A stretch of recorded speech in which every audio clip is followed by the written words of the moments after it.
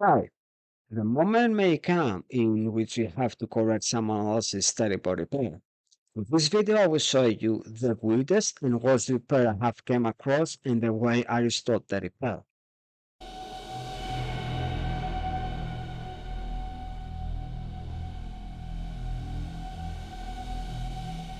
Hi, my name is Chris Ilias, and I would like to take a moment again and thank each and every one of the new 1000 subscribers within the last month.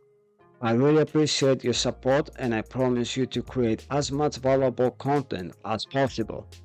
Please also smash the like button if you enjoy the video because it helps with the algorithm to reach more people.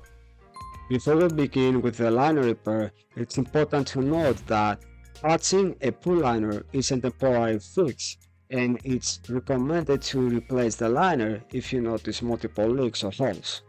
It is unfortunate for the owner of a pool to have to hire and pay someone to repair his pool and then come to find out that the repair caused more water loss. As you can see in this example, I could tell someone applied at least 8 patches for this liner repair. I do not really know the history of this repair. For example, if there were multiple repairs and the liner kept tearing apart over time, or just a single repair with multiple patches. Nevertheless, these are unstable and bad-looking repairs. For this job, I will need extra large patches of about a foot and a vinyl liner adhesive.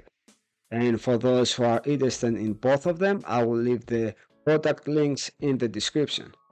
Before we start repairing and patching the liner, as I always say, you need to make a plan. Place the liner pads over the area to make sure that it's the right size pads. Verify that the pads will fit properly in the corners like in this example. Figure out how many patches you need to use for the repair. How will you add the patches? Which side of the liner will you use in order to match the pool liner? If the old patches are ready to detach between them, I recommend you remove them, but only if they can be removed just by pulling them apart softly. If you have to apply force in order to take them apart, do not remove them, since there will be an extra layer and support for the pads. For this pool, I had to use the back side of the pads so it can look better with the existing liner. After you figure out all the above, prepare your patches, glue and scissors, and get ready for another water repair. When you are placing the patches for large tests like this one, you need to make sure the second, third, or fourth patches have been glued partially on the previous patch so it can close the opening. This connection will receive massive pressure from the body of the water. Although, if this connection is laid on the body of the shell of the pool, the pressure on the liner transfers to the shell, usually concrete. Concrete and of course the ground as a whole can absorb the pressure and keep the connection sealed. So as long as there is no tension on the patch, meaning no empty space behind it, the patch is secure.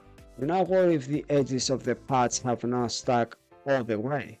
We'll use a syringe and we will transfer the glue from the top to the bottom of the pool. You can use a regular plastic syringe to glue the corners of the patches. For example, if the leak was on the corner of an above ground pool that lost half of its water and washed out most of the sand under the liner, that corner area would be an empty space behind it and no water. The liner in this area will absorb a great amount of water pressure and it can create another tear. For that reason, you need to fill the corner behind the liner with sand or paraffin or another material that will support the liner. The smaller the tear, the smaller the patch and smaller the area that will receive the pressure. Larger the tear, larger the area that will receive the pressure from the water. The radius of the patch should be at minimum double the radius of the hole or tear. As long as the patch sticks enough surface area to hold this pressure, you have nothing to worry about. The only thing you have to make sure of is that behind the patch will be the body of the shell and it will support the liner. For this reason, the patch must lay over the shell of the pool and it must be long enough that it won't stretch and stick on too much liner area for a stronger repair. Take your time, clean every single inch of the part, and take your time to share this video with someone that may benefit from it. My goal is to help as many people as possible with the pool challenge. Lastly, if you would like to see more liner repairs, check out my video on how to patch large holes and tears on vinyl liner pools. I believe you will find it very useful, especially if you haven't patched a liner before. Thank you so much for watching, stay safe and take care.